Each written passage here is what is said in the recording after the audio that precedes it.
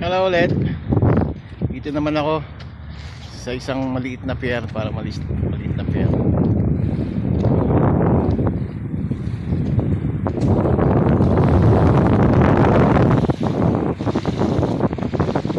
Morning.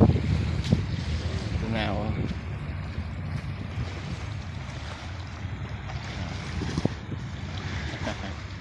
Ito ako sa may lighthouse.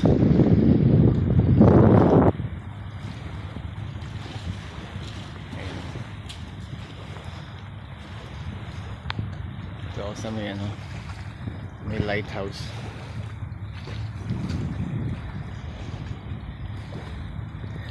Ang ganda ng panahon sinasamantala ko na hindi siya mainit, kaya masarap magtambay sa tabing dagat.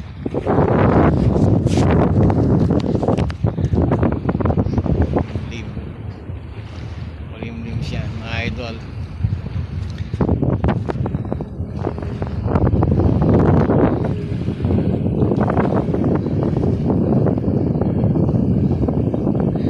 Okay, bye bye.